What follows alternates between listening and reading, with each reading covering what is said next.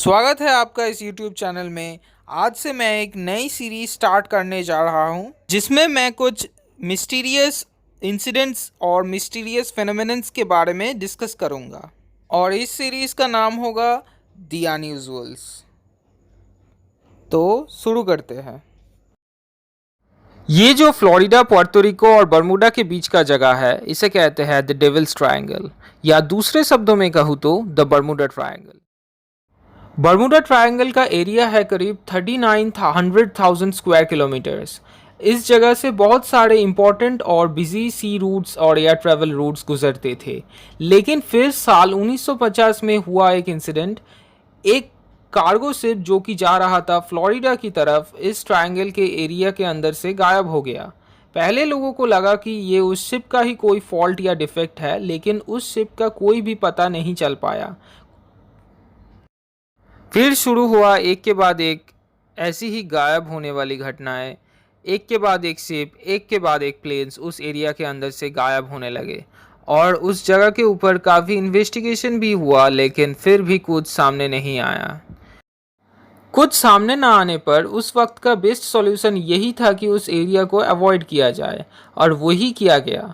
सारे sea routes और air travel roots को डाइवर्ट कर दिया गया। उसके बाद भी ये घटनाएं होते रहे, जैसे कि अगर कोई प्लेन या शिप गलती से उस जगह पे चला जाता तो वो वहीं से गायब हो जाता। लेकिन ऐसी बात नहीं है कि हर एक शिप या प्लेन जो भी उस एरिया के अंदर गया हो वो कभी भी वापस नहीं आया है। ऐसा नहीं है, बहुत सारे शिप्स और प्लेन्स वहाँ से सुरक्षित वापस भी आए हैं। लेकिन सब लोगों का ये मानना है कि वहाँ पर कोई तो सुपरनैचुरल या पैरानॉर्मल बात है। बहुत से लोगों का ये भी मानना था कि उस जगह के जियोग्राफी में ही कोई प्रॉब्लम है।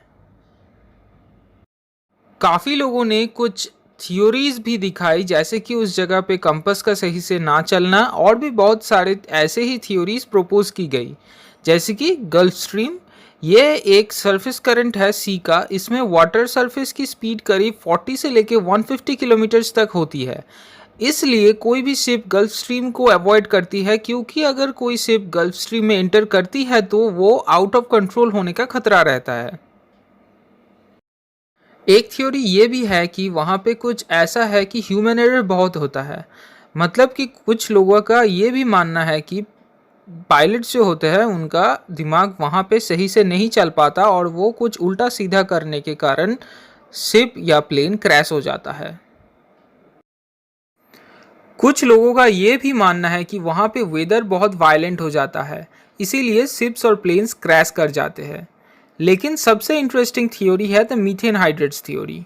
बहुत से लोगों का मानना है कि जियोग्राफिकल रीजंस की वजह से वहाँ पे मीथेन हाइड्रेट्स रिलीज होते हैं सीबेड से, और वो पानी के साथ मिक्स होके वाटर की डेंसिटी को डिक्रीज कर देते हैं, जिससे शिप्स फ्लोट नहीं कर पाती और डूब जाती है। प्लेन्स के साथ भी कुछ ऐसा ही सीन है। इसमें से एक भी थ्योरी प्रूवन नहीं है। अब कुछ ऐसे इंसिडेंट्स जो कि ध्यान देने वाले हैं। यूएसएस साइक्लोप्स AC-4 ये एक यूएस नेवी का कार्गो शिप था जो कि मैंगनीज ओर को ले जा रहा था। मार्च 4, 1918 के बाद इसे कभी भी देखा नहीं गया। ये बरमूडा ट्रायंगल के एरिया के अंदर से गायब हो गया था। इसमें ओर के अलावा 309 क्रू मेंबर्स और सोल्जर्स भी थे, जिसमें से एक का भी पता नहीं चल पाया। ऐसे ही बहुत सारे सिमिलर केसेस हैं, जैसे कि Carroll A, Deering flight 19, Star Tiger and Star Ariel, Douglas DC-3, Connemara 4, KC-135 Stratotankers. पर आज के दिन बहुत से रिसर्चर्स और इन्वेस्टिगेटर्स का ये भी मानना है कि बरमूडा ट्रायंगल के बारे में जितनी केसेस है, एक्चुअल में उतने केसेस नहीं हुए थे।